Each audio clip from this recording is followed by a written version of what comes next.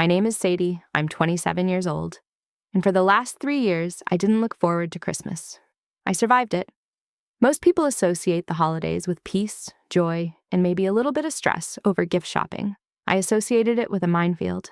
I associated it with walking on eggshells so fragile that breathing too loudly could set off an explosion. I spent years trying to be the perfect daughter, the buffer, the peacekeeper who stood between my mother's unpredictable rage and the rest of our family. I spent $200 on her favorite perfume, the one she always hinted she couldn't afford. I spent weeks helping her scrub baseboards and polish silver until my fingers were raw, just hoping that if the house was perfect enough, she would be happy. I thought if I just curated the world carefully enough, I could keep the monster in the box. But I learned the hard way that you cannot curate chaos. If you had told me a week before Christmas that I would watch an 18-pound roasted turkey fly across a dining room in Chicago like a football, trailing hot gravy like a comet, I would have said you were crazy. If you told me that I would stand in the freezing cold front yard while police officers escorted my own mother into a bedroom, I would have cried. But that is exactly what happened. It wasn't just about a turkey, it was about control. It was about a rule book that changed every single year, designed to make sure everyone failed except her. It was about $450 worth of smashed vintage china and a cousin dripping in hot brown liquid because someone dared to mention a local election. For years, I was the one with the broom and dustpan, sweeping up the shards of her tantrums, apologizing to relatives, and smoothing things over. I was the good daughter. I was the fixer. But that night, as I watched the steam rise from the turkey carcass on the hardwood floor, something inside me didn't just break. It froze. It went ice cold. I realized that I had spent my entire adult life trying to manage a woman who didn't want to be managed. She wanted to be feared. If you have ever been the family peacekeeper, or if you have a parent who thinks a holiday dinner is a stage for their own personal drama, stay until the end. You need to hear this. You need to see exactly how I stopped cleaning up the mess and finally let everyone see the dirt. You'll see how one group chat message and a photo of a lonely turkey turned her reign of terror into the quietest Christmas of her life. Have you ever walked on eggshells for weeks leading up to a holiday, just praying that nothing sets your parent off? Have you ever felt that knot in your stomach tighten the moment you pulled into their driveway? If you know that feeling, drop a comment below. I want to know I'm not the only one who used to dread the most wonderful time of the year. To understand why a roasted bird ended up hurtling across a dining room, you have to understand the ecosystem of silence my mother created. It didn't start with the turkey. It didn't start with politics. It started years ago with a slow, creeping constriction of what we were allowed to be. My mother has always been difficult. That's the polite word the extended family uses. Oh, you know your mother. She's just particular. She's high-strung. She's passionate. No. She wasn't passionate. She was a tyrant who ruled by the threat of emotional annihilation. Growing up, I learned early that my primary job wasn't to be a child. It was to be a barometer. I had to read the atmospheric pressure of the house the second I walked in the door. Was she humming? Safe? Was she slamming cabinet doors a little too hard? Caution. Was she silent? Danger. By the time I was 24, I had perfected the art of making myself small. I thought that if I just shrunk enough, if I just smoothed out enough edges, she wouldn't have anything to snag her anger on.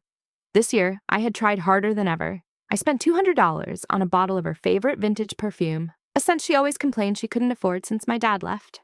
I didn't buy it because I wanted to give a gift. I bought it as insurance. I was paying a premium for a peaceful holiday. I spent the weeks leading up to the trip helping her prepare. I went over to her house after working a full day and scrubbed baseboards on my hands and knees until my knuckles were red. I polished silverware that only gets used once a year. I listened to her complain about how lazy her sister, my Aunt Linda, was, nodding along and saying, "I know, Mom, you work so hard," just to keep the beast fed. But the cleaning wasn't the hard part. The hard part was the rules. My mother has a rule that sounds reasonable on paper, but is a weapon in practice. No talking about things I don't like. The problem is, the list of things she doesn't like changes based on her mood, her insecurities, and who she feels threatened by in the moment. 2 years ago, the banned topic was my job. I work as a graphic designer. I love what I do. I had just landed a promotion to senior designer at my agency, a huge step for a 25-year-old. I was proud. I wanted to tell my family. But a week before Christmas, my mother sat me down with a face like stone. "Sadie," she said, her voice dripping with fake concern, "we aren't going to talk about your little art job at dinner this year." I blinked. "My art job? Mom, I'm a senior designer."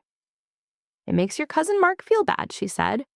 Mark was 28 and still figuring things out. "And besides, nobody really understands what you do. It sounds like doodling. It's embarrassing to brag. So we'll just say you're working in office administration. It's polite." I felt something hot flare in my chest, but I shoved it down. I wanted peace. So for 6 hours on Christmas, I lied. When my uncle asked how work was, I stared at my plate and said, "Fine, just filing papers." My mother smiled from across the table. I had followed the rule. Last year, the banned topic was my brother Tyler's new car. Tyler is the golden child, usually, but last year, he bought a new SUV. It wasn't a Ferrari, it was a Toyota, but it was newer than my mother's car. "We are not talking about Tyler's car," she announced on the drive to the family gathering. "Why?" Tyler asked, gripping the steering wheel. "Because it's vulgar," she snapped. "Flashy. You look like a drug dealer or someone trying to prove something. It makes me look like I haven't provided for you properly. If anyone asks, you say it's a lease and you got a special deal." Tyler looked at me in the rearview mirror. We exchanged the look that said, "Just survive it." It's only one day, so we survived it. We deflected compliments, we changed subjects, we managed her emotions like we were defusing a bomb. This year, the stakes were higher. We were going to Chicago. It wasn't just us and a few cousins, it was the big reunion. 25 relatives packed into my Aunt Linda's massive Victorian house. There would be nowhere to hide. The banned topic this year? Politics. Now, in many families, no politics is a sensible rule. It keeps arguments from happening. But with my mother, it wasn't about avoiding arguments. It was about avoiding anything that didn't center the conversation on her. On the flight to Chicago, she briefed us like a general going to war. "I don't want to hear a word about the election," she hissed, leaning over the aisle seat. "Not a word about the mayor, not a word about taxes, not a word about the news. If someone brings it up, you walk away. I will not have my Christmas ruined by opinions." "Okay, Mom," I said. "We get it." "Do you?" She narrowed her eyes at me. "Because you always have to have an opinion, Sadie. You always have to be the smart one." "I won't say a word," I promised. And I meant it. I really did.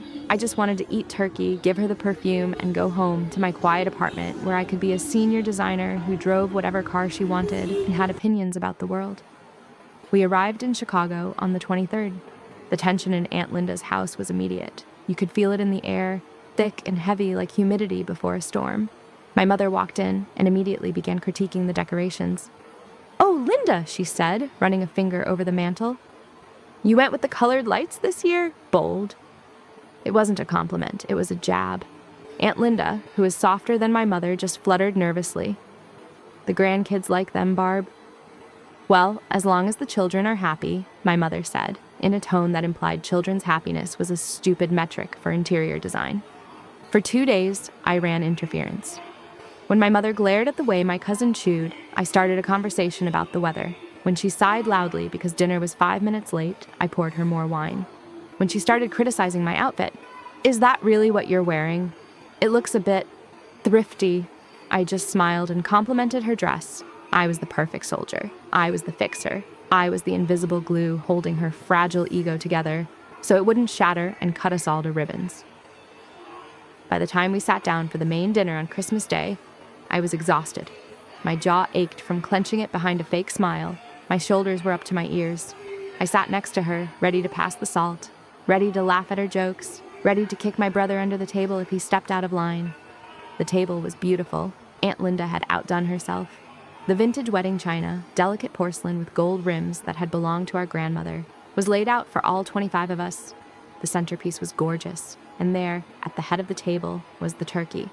A massive, 18-pound bird, golden brown and steaming perfectly. It looked like a Norman Rockwell painting. It looked safe. I looked at my mother. She had a glass of wine in her hand. She looked calm, almost happy. She was the center of attention, telling a story about her garden, and everyone was listening. I let out a breath I felt like I'd been holding since November. We made it, I thought. We actually made it. I picked up my fork, and then, from the other end of the table, my Uncle Bob cleared his throat. Uncle Bob is a sweet man. He's not an instigator. He's the kind of guy who wears holiday sweaters unironically and falls asleep in the recliner by 2 p.m. He had no idea he was holding the detonator. "Pass the cranberry sauce, please," he said, smiling around the table. As he spooned it onto his plate, he added casually, "Did you guys see that report on the local council election? Looks like Miller won by just a handful of votes. Crazy how close it was." That was it. No rant, no argument. Just a sentence about a local election in a town 100 miles away from where my mother lived. I froze, my fork hovered halfway to my mouth. I slowly turned my head to look at my mother. It happened in stages. First, the smile vanished. It didn't fade. It simply ceased to exist, replaced by a blank, terrifying mask.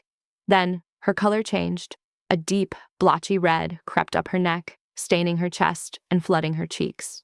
Her eyes, which had been scanning the room for approval moments ago, locked onto me. Not Bob. Me. Because in her mind, I was the manager. If the staff stepped out of line, you didn't yell at the staff. You yelled at the manager. I had failed to control the room. "Mom," I whispered, barely moving my lips. I reached under the table to touch her hand, trying to ground her. "Please, it's just small talk. Let's just eat." She snatched her hand away like I had burned her. The table went silent. 25 people stopped chewing. The clinking of silverware died out. The only sound was the hum of the refrigerator in the other room. My mother stood up. Her chair scraped violently against the hardwood floor, a harsh screech that made everyone flinch. She looked at Bob, then at the table, and then she looked at me with pure, unadulterated hatred. "I told you," she said, her voice trembling with a rage that was way too big for the moment. "I told you, no politics." "Barb, sit down," Aunt Linda said nervously. "Bob didn't mean anything." "Shut up!" my mother screamed. The sound was so loud it physically hurt. "I am sick of the disrespect. I am sick of being ignored in my own family." She wasn't looking at us anymore. She was looking at the turkey. Time seemed to slow down. I watched her hands I had held, hands that had bandaged my scraped knees, hands I had just manicured for her 2 days ago, reach out and grab the platter. It was an 18-pound bird. It was heavy, greasy, hot. She didn't hesitate. With a grunt of effort, she heaved it. The turkey went airborne. It was grotesque and absurd all at once. The bird tumbled through the air, shedding stuffing and juice, rotating in slow motion over the centerpiece. It missed Uncle Bob's head by inches and slammed into the far wall with a wet, heavy thud that I will never forget. It slid down the wallpaper, leaving a greasy smear, and landed on the floor with a final defeated slap. Silence.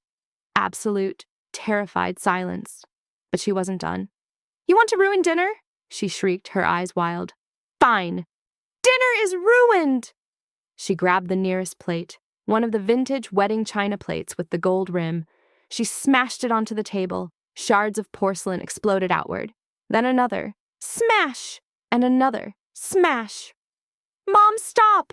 my brother Tyler yelled, standing up. "Don't you tell me what to do!" She grabbed the gravy boat. It was full, scalding hot. My cousin Mark, the one she claimed felt bad about my job, was sitting right next to her. He was frozen in his chair, eyes wide. She didn't even look at him. She just swung the boat in a wide arc. The brown liquid flew out in a sheet. It hit Mark directly on the side of the head. Mark screamed. It wasn't a scared scream, it was a pain scream. He scrambled back, clawing at his face, knocking his chair over. "It burns! It burns!" That broke the spell. Chaos erupted. Aunt Linda was screaming. Tyler was trying to grab Mom's arms. Uncle Bob was rushing Mark to the kitchen sink. And I just sat there. I sat in my chair, surrounded by broken porcelain and the smell of sage and violence, and I watched her. She was fighting Tyler off, screaming that we were all traitors and ungrateful brats. She looked deranged. She looked like a stranger. "Get out!" Aunt Linda yelled, her voice cracking. "Get out of my house, Barb!" "I'm not going anywhere," my mother screamed back. "This is my family." "I'm calling the police," Uncle Bob's voice came from the kitchen, steady and cold. My mother stopped struggling. She looked at me. For a second, I saw the old expectation in her eyes. The look that said, "Fix this, Sadie. Smooth it over. Tell them I'm just stressed. Make it go away." I looked at the turkey on the floor. I looked at the $450 worth of shattered china. I looked at Mark sobbing in the kitchen as cold water ran over his burns. I didn't say a word. I didn't stand up. I didn't offer an excuse. I just stared at her. 10 minutes later, flashing blue lights washed over the living room walls. 2 officers walked in. They saw the destruction. They saw the burns on Mark's face. They saw a woman vibrating with rage in the center of the room. "Ma'am," one officer said firmly, "you need to come with us." "They provoked me," she yelled, pointing a shaking finger at, well, everyone. "She started it." She pointed at me. "She knew the rules." The officer didn't care about the rules. He cared about the assault and the property damage. They escorted her out. She wasn't in handcuffs, but they were gripping her arms tight. We all followed. 25 of us spilling out onto the front lawn in the biting Chicago cold, watching as they put my mother into the back of a squad car to cool off and take a statement. She pressed her face against the glass, screaming something we couldn't hear. I stood in the snow in my socks. I felt the cold seep through the wool, biting at my toes. But I didn't feel cold. I felt something in my chest click, like a lock turning. For 3 years, I had been the dam holding back the water. Tonight, the dam broke. And as I watched the red taillights of the police cruiser fade down the street, I realized something. I wasn't going to rebuild the dam. I was going to let her drown. The police didn't arrest her. Aunt Linda, in a moment of misplaced mercy, or maybe just exhaustion, declined to press charges for the assault on Mark or the destruction of property. They took a report, gave her a warning, and released her to a hotel down the street because Linda refused to let her back in the house that night. The house was quiet after they left. It was a shell-shocked kind of quiet. We cleaned up the glass, we mopped up the gravy, we threw the $60 turkey into a trash bag. Nobody said much. I didn't sleep that night. I lay in the guest room staring at the ceiling, replaying the look on Mark's face. The burns were superficial, red and angry but not scarring, but the memory was permanent. The next morning, I woke up with a headache that felt like a nail being driven between my eyes. My phone was already buzzing. "Mom," 5 missed calls. "Mom, Sadie pick up?" "Mom, I'm at the hotel. Come get me." "Mom, they are all overreacting. You need to fix this." "Mom, Sadie." I looked at the messages. "Fix this." For 27 years, that command would have made me jump. I would have gotten dressed, driven to the hotel, listened to her cry about how she was the victim, how Uncle Bob provoked her, how the turkey slipped. She would definitely say it slipped. And how everyone was being mean to her. I would have brought her back, facilitated a fake apology, and forced the family to move on. But I wasn't 27 anymore. I felt ancient. I sat up in bed. I didn't reach for my car keys. I reached for my laptop. I opened a new folder on my desktop. I typed the name in all caps, evidence. It felt strange, cold, clinical, but as I typed it, my hands stopped shaking. I went downstairs. The dining room still smelled faintly of sage and cleaning spray. I took my phone out. I walked over to the trash bag on the back porch where the turkey was. I opened it. Snap. Photo of the ruined bird. I went to the recycling bin where we'd swept the shards of the wedding china. Snap. Photo of the gold-rimmed porcelain fragments. I walked into the kitchen where Mark was drinking coffee, a bandage on his temple. "Can I see it?" I asked quietly. He nodded and peeled back the gauze. The skin was angry red, blistered slightly. Snap. Photo of the injury. "Thanks," I said. "What are you doing?" he asked. "I'm done," I said. "I'm just getting the receipts." I went back upstairs and transferred everything into the folder. Then I opened the family group chat. My mother was already active in it. "Mom, I hope you are all happy, leaving your mother alone in a hotel on Christmas. Absolutely heartless. Mom, it was an accident. I tripped. Mom, Bob knows he isn't allowed to talk politics. He did this on purpose to upset me." I read the lies. I tripped. Bob did this. I opened Google. I typed in a phrase I'd heard once on a podcast. Intermittent explosive disorder. I read the symptoms. Sudden episodes of unwarranted anger, throwing objects, assault. Then I typed narcissistic rage, reaction to perceived slight. Blaming the victim, gaslighting. It was like reading a biography of my mother. There were words for this. It wasn't passion. It wasn't stress. It was abuse. I felt a strange sense of clarity wash over me. It was like putting on glasses for the first time. She wasn't going to change. The perfect Christmas I had been chasing for 3 years was a myth. It didn't exist. There was no amount of cleaning, no perfume expensive enough, no silence deep enough to fill the black hole of her need for control. I looked at the folder on my screen.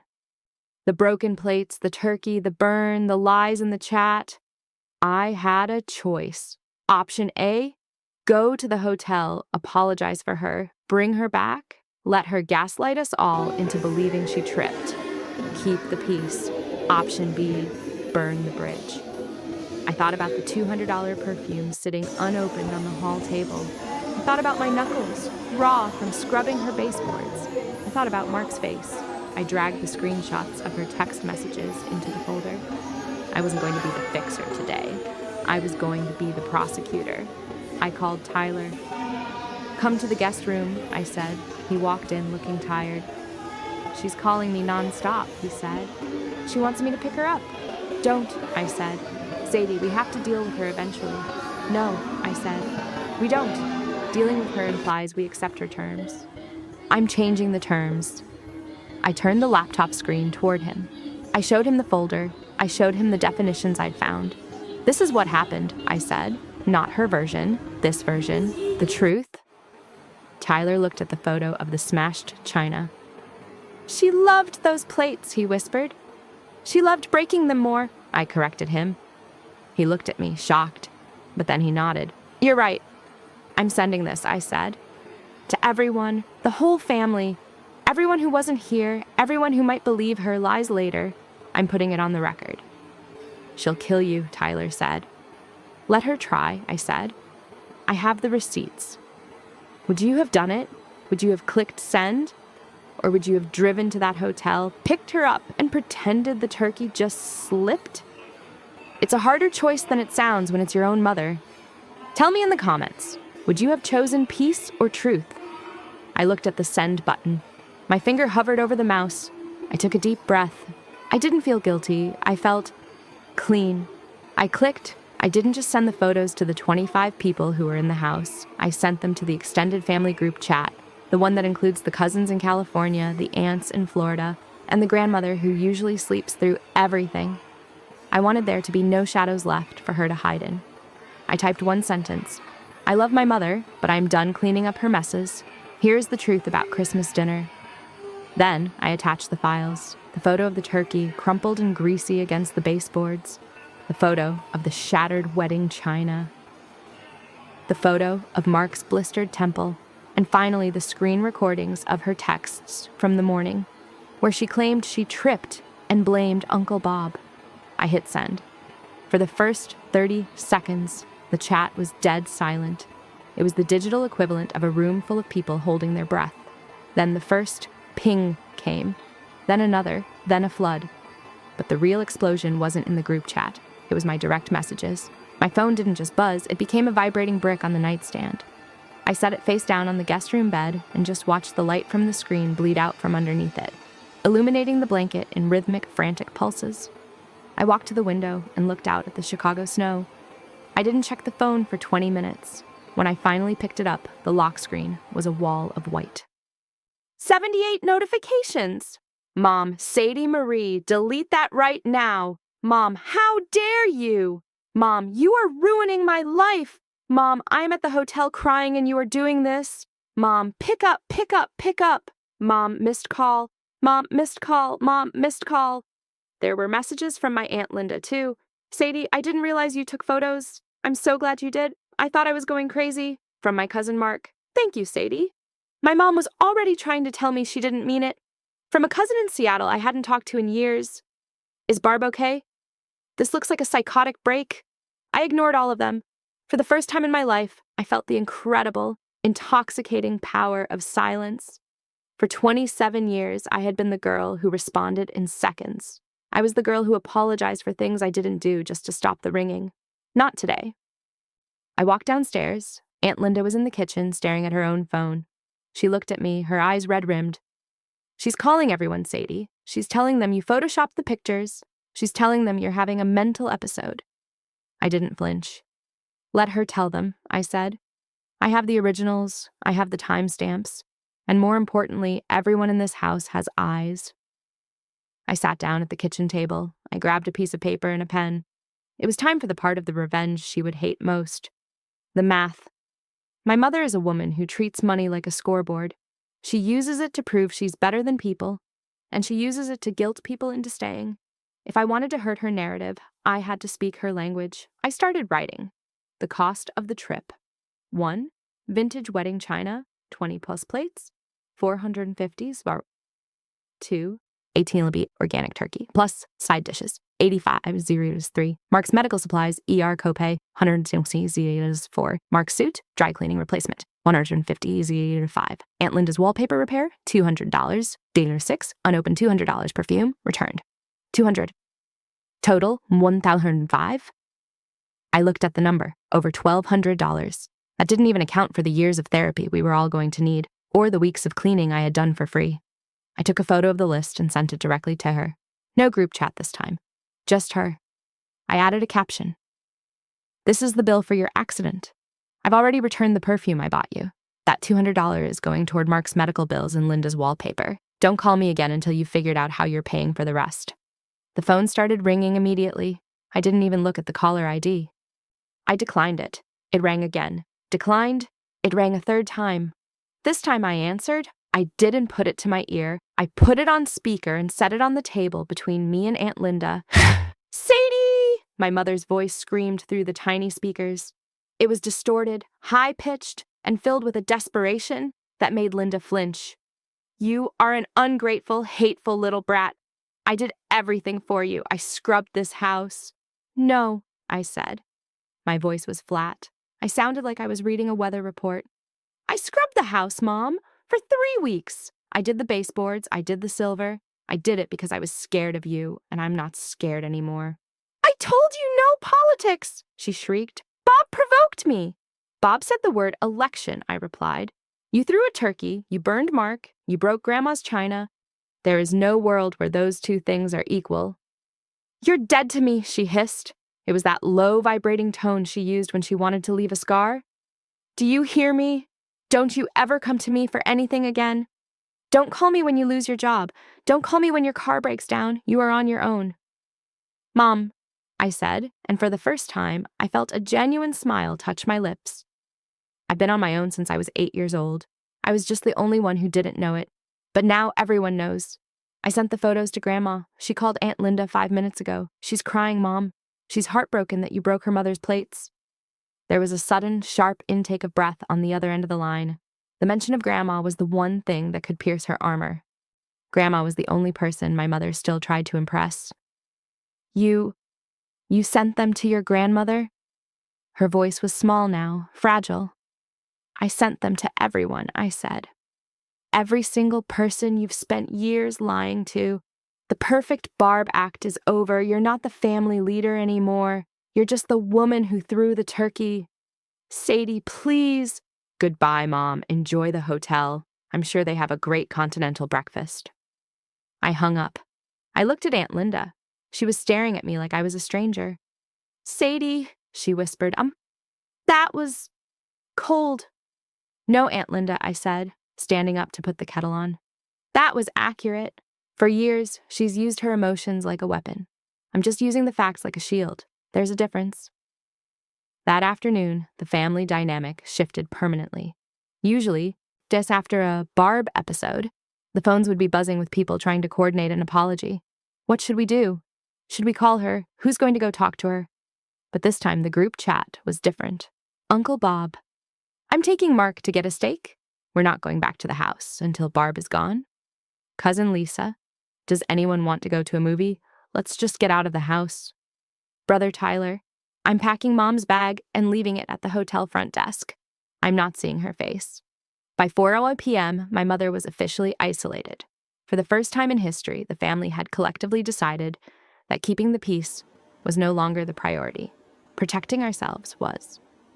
I sat in the living room with a cup of tea. I watched the snow fall. My phone was still buzzing occasionally, but the 70+ messages, panic, had subsided. It was just the aftershocks now. She tried one last move. She posted a photo on Facebook. It was an old picture of me as a little girl sitting on her lap. Her caption was, "Children grow up and forget the hands that fed them. Heartbroken this Christmas. Please pray for my daughter. She's going through a very dark time." In the past, that would have worked. A dozen friends would have commented, "Oh, Barb, you're such a saint." And Sadie was always a difficult child. But I was ready. I didn't argue. I didn't comment on her post. I simply went to my own profile and posted the photo of the turkey on the wall and the photo of the broken china. I captioned it, Christmas 2023.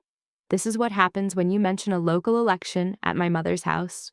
We are taking some space for our own safety. Thank you for the prayers. But we're actually doing great now that the police have left. The likes on her post stopped. 3 of her friends actually deleted their sympathetic comments. One of them messaged me privately. Sadie, I had no idea. She told us you were the one with the temper. The narrative was dead. The perfect Barb was gone. I set my phone on the coffee table, walked into the kitchen, and helped Aunt Linda make a sandwich using the leftover ham. It was the best meal I'd had in years, not because of the food, but because for the first time in my life, I wasn't waiting for the floor to drop out from under me. I had already landed, and the ground was solid. You might think that after a nuclear detonation like that, the radiation would linger for years. And it did, but not in the way I expected. Usually after a meltdown, there's a rebuilding phase where everyone pretends nothing happened. But this time, the blast had been too public. There was no going back to normal. Instead, we created a new normal. It started with a simple rule, proposed by my brother Tyler about 2 weeks after the turkey incident. We were on a group call with Aunt Linda and Uncle Bob. We can't do house holidays anymore, Tyler said. Not at Mom's, not at Linda's. Nowhere with breakable plates. Agreed, Aunt Linda said quickly. I'm still finding gravy splatters on my curtains. So what do we do? I asked. Cut her off completely? No, Tyler said. We do restaurants, public places, neutral ground. If she wants to see us for a holiday, it happens at a buffet or a steakhouse, somewhere with witnesses. Somewhere she can't throw an 18-pound bird without getting arrested immediately. And so, the restaurant rule was born. The first test was Easter. My mother tried to fight it, of course. She sent a mass email, since most of us had muted her texts, titled, Home Cooking is Love. She promised she was better. She promised she had learned her lesson. She promised she would make her famous lamb roast. We didn't budge. We have a reservation at the Golden Corral at 1 p.m., I replied. You're welcome to join us. If not, we'll see you next time. She showed up, but she didn't come quietly. This brings me to the Tupperware turkey. My mother is paranoid. Since she lost control of the kitchen, she has become convinced that restaurants are incompetent. She believes they will run out of food or poison us. So, to every single holiday meal since the incident, we've done 14 of them now, she brings her own backup food. Picture this. We are sitting in a nice restaurant. The waiter is taking our drink orders, and my mother, dressed in her Sunday best, reaches into her oversized purse and pulls out a Tupperware container. Inside, wrapped in foil, are slices of dry turkey breast she cooked at home. Just in case, she whispers loudly, glaring at the waiter. You never know with these places. It is mortifying. The waiters stare. The other patrons whisper. My brother usually puts his head in his hands. But here's the beautiful part. I don't care. Before, I would have been agonizing over her embarrassment. I would have been apologizing to the waiter. I would have been trying to hide the Tupperware. Now I just eat my restaurant meal. I let her be the weird lady with the purse turkey. It's not my circus anymore. Her embarrassment belongs to her. The fallout extended beyond just dinner logistics. It changed the power dynamic of the entire extended family. For years, my mother held court. She was the matriarch you had to please. If you didn't, she would badmouth you to everyone else. But after I sent those photos, her currency was devalued. Her badmouthing didn't work anymore because everyone had seen the receipts. When she tried to tell cousin Lisa that I was neglecting her, Lisa just said, Barb, you threw a turkey at her head. I think she's allowed to take a break. When she tried to tell Aunt Linda that Mark was exaggerating his burn, Linda said, I saw the blister, Barb. Stop talking. She began to shrink, without fear to feed on. Her presence in our lives became smaller, manageable. She was no longer a dragon. She was just a difficult, lonely woman with a Tupperware container. But dragons don't go down without one final blast of fire. Last Thanksgiving, she tried to stage a coup. About a month before the holiday, she sent out invitations, not emails, real printed invitations on heavy cardstock with gold lettering. The True Family Thanksgiving, hosted by Barbara. A return to tradition. A return to family values. November 24th at 2 p.m. She sent them to all 25 people who had been in Chicago. She booked a catering hall because none of us would go to her house, and she spent thousands of dollars. She hired a florist, she hired a violinist, It was a desperate bid to reclaim her throne. She wanted to prove that she was still the leader, that she could still command a room. Here's the thing about boundaries. Once you set them, you have to hold them. Tyler called me. Are you going? No, I said. We have a reservation at the buffet at 1. That's the plan. What if nobody goes? He asked. It'll be humiliating for her. She chose the humiliation, I said. She scheduled it at the same time as the family dinner on purpose to force people to choose sides. She wants a loyalty test. If we go, we are telling her that her manipulation works. So, we didn't go. None of us. Not Aunt Linda, not Uncle Bob, not Mark, not even the cousins who usually try to be nice. We all went to the buffet. We ate mediocre roast beef and laughed and talked about whatever we wanted, even politics, without fear of flying poultry. Later that night, I was scrolling through Facebook and I saw it. She had posted a photo from her event. The room was beautiful, the centerpieces were elaborate, the table was set for 30 people, and at the head of the table sat my mother, alone. There was a turkey in front of her, a massive golden bird, carved and waiting, but the other 29 chairs were empty. Her caption read, "A beautiful table for a beautiful day. Sad that some people chose cheap food over family tradition, but I enjoyed my peace." Blessed matriarch. I stared at the photo. I zoomed in on her face. She was smiling, but it was a tight, brittle smile. Her eyes looked frantic. It was a sad image. Objectively, it was tragic. A mother eating alone on Thanksgiving. For a second, I felt that old tug, the fixer instinct. I should have gone. I should have saved her from this. But then I remembered the feeling of the cold Chicago air on my socks. I remembered the sound of the china smashing. I remembered Mark screaming in pain. I didn't like the photo. I didn't comment. I just took a screenshot. Not for revenge, just for me. A reminder. This was the cost of control. This was the end result of my way or the highway. Eventually, everyone chooses the highway. Some people might say this is cruel. They might say, "But she's your mother. You should have just gone for an hour." And maybe they're right. Maybe leaving your mother alone on a holiday is the ultimate betrayal. But is it betrayal? Or is it just consequences? Is keeping yourself safe from abuse revenge? Or is it just survival? I read a comment once that said, "You don't set boundaries to change other people. You set them to show people where the door is." My mother found the door. She just didn't like what was on the other side. What do you think? Was the restaurant rule and skipping her party too harsh? Or was it the only way to finally break the cycle? Tell me in the comments. I genuinely want to know where you draw the line between honoring your parents and protecting your sanity. These days, my holidays look very different. They are quiet, they are boring, and honestly, they are perfect.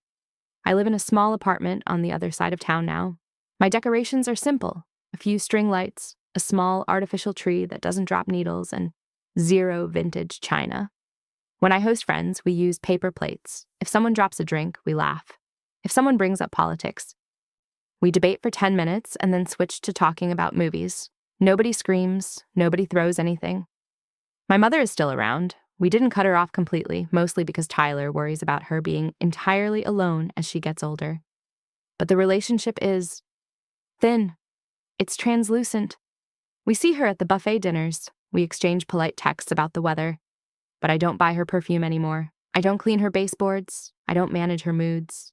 I look at the difference between my life then and my life now, and it's like looking at 2 different people.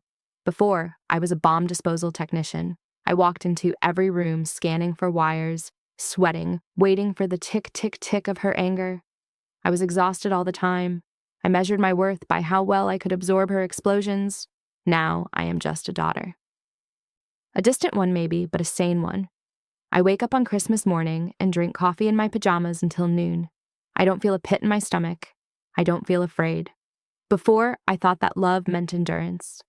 I thought that if you loved someone, you let them hurt you because that's just how they are. Now I know that love without respect is just a hostage situation. Do I still feel guilty? Sometimes. Last week, I was at the grocery store and I saw a display of that same turkey brand, the one she threw. For a second, a wave of sadness hit me so hard I had to grip the handle of the cart. I thought about her eating alone at that massive table. I thought about the little girl I used to be, who just wanted her mom to be happy. I thought about calling her.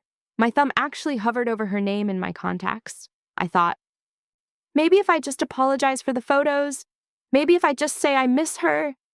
But then I remembered the sound, that wet, heavy thud of the turkey hitting the wall. I remembered the look in her eyes, not regret, but pure entitlement. She didn't throw that turkey because she lost control. She threw it because she believed she had the right to destroy our peace if we didn't obey her. I put my phone back in my pocket. I didn't call.